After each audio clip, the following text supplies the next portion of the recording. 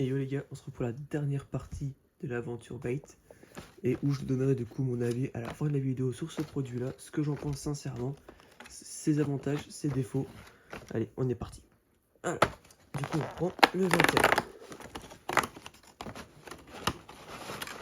Alors, est-ce que c'est bien ça? Je suis obligé de vérifier à chaque fois. C'est ça. Donc, chez Starbait, nous avons... ok. Des beaux hameçons. Donc, ce sont des... Hop là. C'est des Power Hook Longshanks de chez Starbait. Alors, ils sont vraiment pas mal. J'aime bien en tout cas l'emballage. L'emballage est vraiment original, comme vous pouvez voir. C'est vraiment avec le plastique qu'ils ont fait une petite forme. Donc, hop là. Voilà à quoi ça ressemble. Ça, ça ira directement dans ma boîte... quand j'aurai ma boîte spéciale stocking. Hop là, du taille 6 encore. Chez Starbait. J'ai jamais trop essayé cette marque en termes de tackle, donc ça vaut le coup, on va essayer ça. Avec la pêche au zig, fusionnant avec le zigzag. Ça, le zigaz. Oh, excusez-moi. Alors, le 22, il est juste ici. Et merde. Voilà, c'est bon. Ah. Bon, il y a un petit suicide, hein, je crois que ça pas... Il y a du mal à décoller. C'est des Pro Squid et Pepper Hard Bait de chez Starbait. Donc ça, c'est ceux qu'on a vu du coup juste avant. Donc juste fait voir l'odeur. Ça sent très fort. Hein. Comme j'ai dit, pour les 10, des 11 à 20 jours, c'est des billes qui sont assez fortes. Et je pense que elle va pas mal me plaire celle-ci. Ça, bien pensé de mettre de côté. Voilà. Et pour finir, nous avons le 22, le 23. Ouh.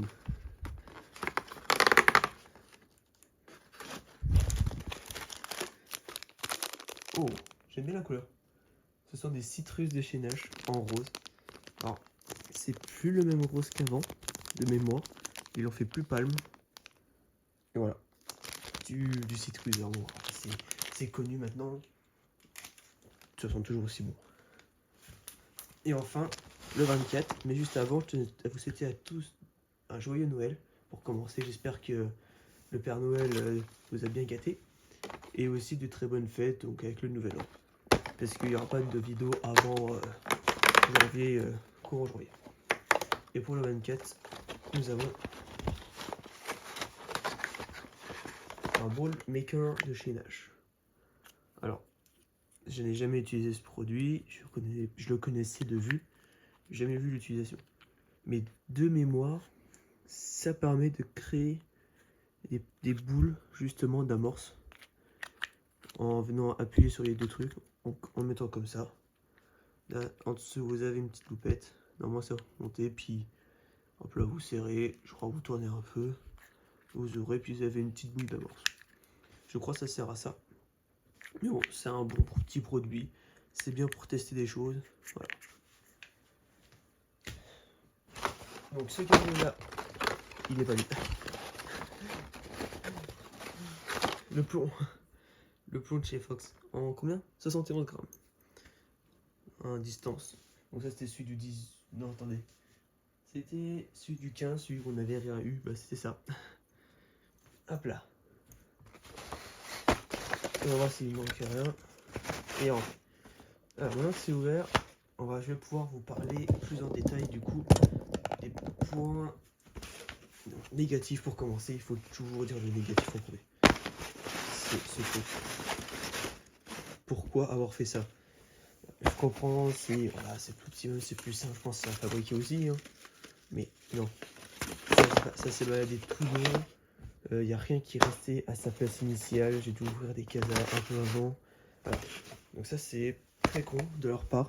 Ils auraient mieux fait de les coller à plat sur chaque endroit. Faire des petites cases directement. Voilà. Et pas un truc comme ça tout pour enlever.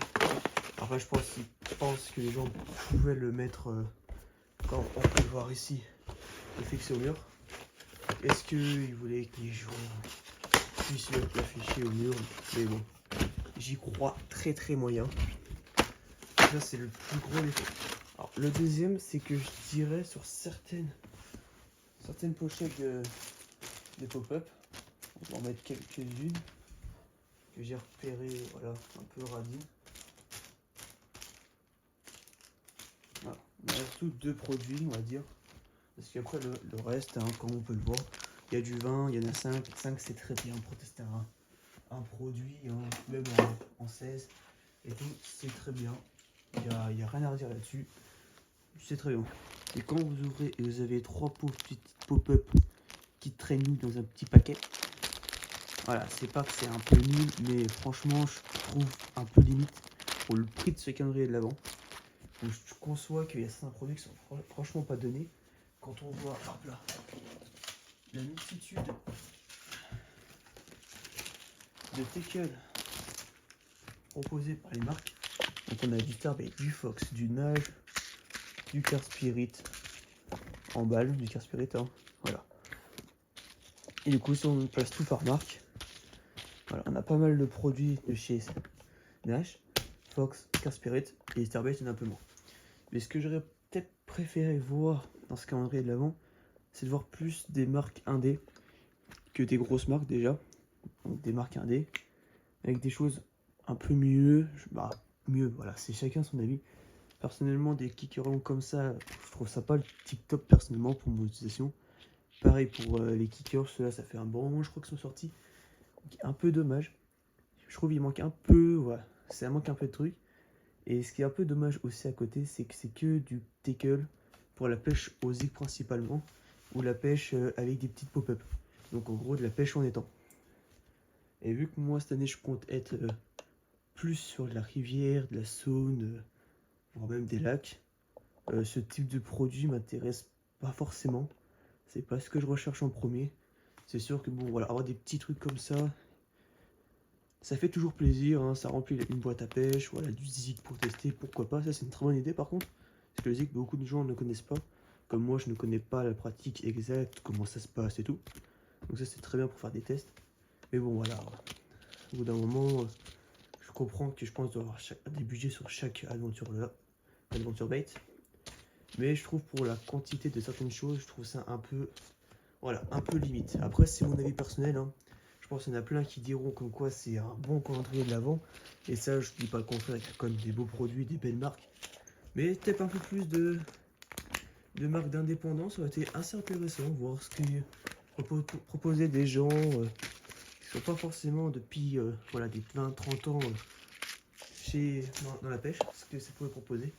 Comme avec les pop-up avec du natural bait. Où voilà, c'est connu, mais voilà, il n'y a pas beaucoup de monde qui pêche avec. Mais bon, ça c'est sympa comme on peut le voir, hop là. Humour de pêcheur. Tout mis sur un bout de papier le 24 décembre. Ou moi, bah, je l'ai eu avant. Voilà, parce que je l'ai ouvert avant. Mais voilà, donc en soit, c'est un bon calendrier de l'avant. Mais pour son prix, je le trouve un poil trop cher. Après, c'est que mon avis perso. Donc voilà. Bon les gars, sur ce, je vous souhaite une tous très bonne fin d'année, de très bonnes fêtes. On se retrouve en 2023 pour des vidéos encore plus quali, j'espère. Donc c'était Evan de la chaîne de Kill Passion. Salut les gars.